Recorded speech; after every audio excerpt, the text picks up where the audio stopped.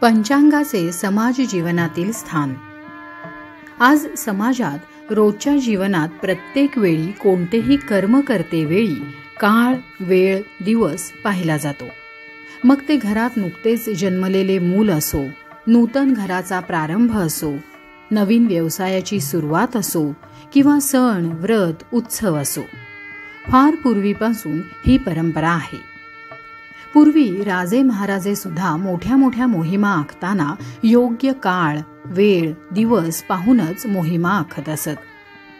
या सर्वांमागे ते कर्म किंवा त्या मोहिमा यशस्वी व्हाव्यात हीच एक अपेक्षा किंवा हाच एक हेतू असे.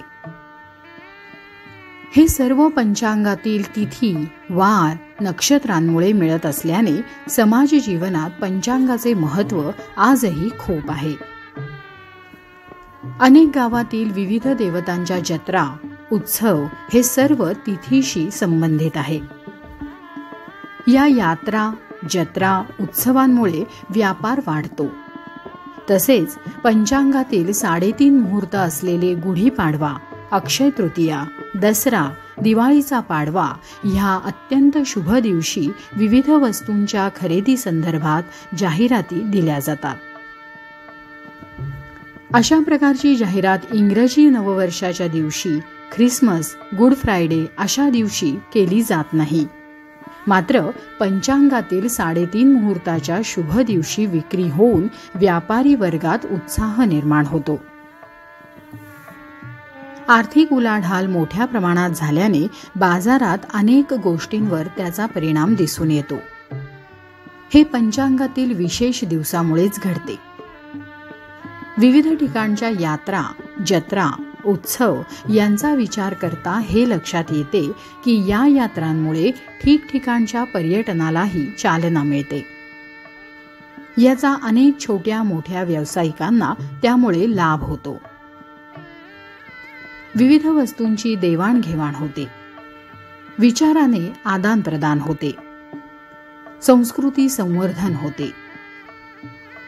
याचे चांगले उदाहरण म्हणजे पंढरपूरची आषाढी कार्तिकी वारी, सोलापूरची सिद्धरामेश्वर यात्रा, ज्यालाच गड्डा यात्रा पण म्हणतात, जेजुरीच्या खंडोबाचा यात्रा उत्सव, मांढरदेवीची जत्रा, कुंभमेळ्यासारखे पावन पर्व इत्यादी अनेक सांगता येतील. अनेक प्रकारचे सण, व्रते ही पंचांगावर आधारित आहेत. या सणांमुळे फुले, नारळ, पूजा साहित्य विकणाऱ्या लोकांची उपजीविका होते. ही दिसण्यात लहान गोष्ट असली तरी हजारो लोकांना सण व्रतांमुळे खूप फायदा होतो. त्यांचे जीवन घडवण्यात पंचांगाचा या अर्थाने खूप मोठा हातभार आहे. समाजातील सामाजिक व कौटुंबिक नात्यांमधील संबंध दृढ करण्यासाठी अनेक सण उत्सव यांचा फार मोठा सहभाग असतो. राखी पौर्णिमा भाऊ बहीण प्रेमाचा सण. धनत्रयोदशी सर्व डॉक्टर व वैद्यांचा आदराचा सण.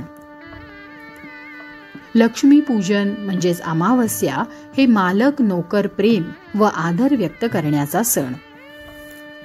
दिवाळी, पाडवा पती पत्नींचा परस्पर आदराचा उत्सव.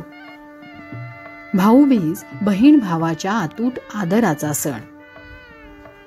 गणेशोत्सव समाजातील सर्व थरातील लोकांनी एकत्र येऊन उत्साहाने साजरा करण्याचा उत्सव. दसरा समाजातील सर्वांनी एकमेकांना प्रेमालिंगन देऊन शुभेच्छा व शुभाशीर्वाद देण्याचा सण.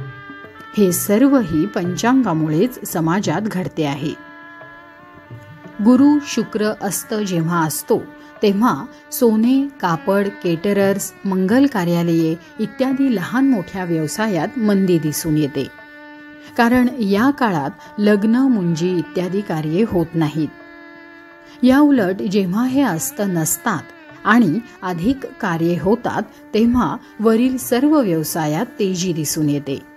सगळीकडे समाजातील सर्व थरातील लोकांची एकच एक गर्दी झालेली पाहायला मिळते.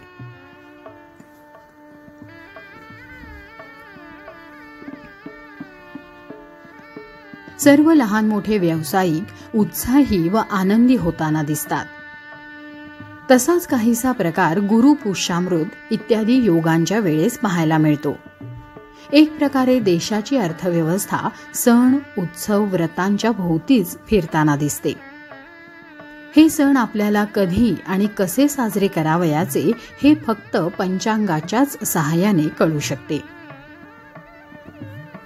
शेतकरीही त्याच्या शेतातील नांगरणी, पेरणी, कोळपणी, काढणी, मळणी इत्यादी सर्व मशागतीची कामे वेळ, दिवस, नक्षत्र हे पंचांगावरून पावसाची नक्षत्रे पाहूनच ठरवतात. तसेच अनेक मोठे उद्योजक, व्यावसायिक हे आपल्या व्यवसाय उद्योगाचा प्रारंभ शुभमुहूर्त पंचांगात पाहूनच ठरवतात. विविध प्राणी, पशु इत्यादींशी जवळीक साधण्यासाठी काही सणांची योजना आहे. दिव्यांची अवस, या दिवशी अंधाराचा नाश करून प्रकाश देणाऱ्या दिव्यांची पूजा करणे. नागपंचमी, या दिवशी शेतकऱ्यांचा मित्र समजला जातो अशा नागोबाची पूजा करून कृतज्ञता व्यक्त करतात. बैलपोळा, या दिवशी आपल्याबरोबर आपल्यासाठी कष्ट करणाऱ्या बैलांची पूजा करायची. वसुबारस अर्थात गोपूजन, या दिवशी आपल्याला पूर्णान्न असे अतिशय उपयुक्त दूध देणाऱ्या गोमातेचे पूजन करणे. अशा प्रकारे अनेक पशु पक्षी प्राणी यांचे पूजनाचे सण उत्सव हे पंचांगामुळेच समजतात. सकाळी उठल्यापासून धार्मिक कर्म करतेवेळी तिथी, वार, नक्षत्र यांचा उल्लेख करण्यासाठी पंचांग हवेच. दररोज चांगला, वाईट, शुभ अशुभ दिवस पाहण्यासाठी पंचांग हवेच. आज पंचांगाबरोबरच कॅलेंडर म्हणजेच दिनदर्शिका बाजारात आहे. पण ते कॅलेंडर जर फक्त तारीख, वार व इंग्रजी महिना असे असेल तर सर्वसामान्यांच्या रोजच्या कामात फारसा उपयोग होत नाही. तर त्यामध्ये तिथी, वार, विविध सण, व्रत, नक्षत्र, शुभाशुभ दिवस हे सर्वही असल्यामुळेच कॅलेंडरही सगळ्यांच्या घरात असते. मात्र या कॅलेंडरचा जो गाभा असतो तो पंचांगाचाच असतो. केवळ हिंदू धर्मीयांच्या सण उत्सवांपुरतीच आता पंचांगाची व्याप्ती राहिलेली नाही. खगोलीय गणिताच्या सहाय्याने साजरे होणारे विविध धर्मीयांचे सण उत्सव पंचांगावरूनच समजतात. गुड फ्रायडे, ईद, पारशी वर्षारंभ अशा अनेक सणांसाठी समाजातील सर्वच जातीपंथ पंचांगावर अवलंबून आहेत. पंचांग हे फक्त धर्म, श्रद्धा, भक्ती यावर आधारित नसून याचबरोबर ते आकाशातील ग्रहगोलांच्या खगोलीय गणितावरही आधारित आहे. त्यामुळे खगोलप्रेमी, आकाश निरीक्षण करणारे, विद्यार्थी यांना देखील पंचांग मार्गदर्शक ठरते. अशा प्रकारे पंचांगाचा समाजाच्या जडणघडणीत फार मोठा सहभाग आहे.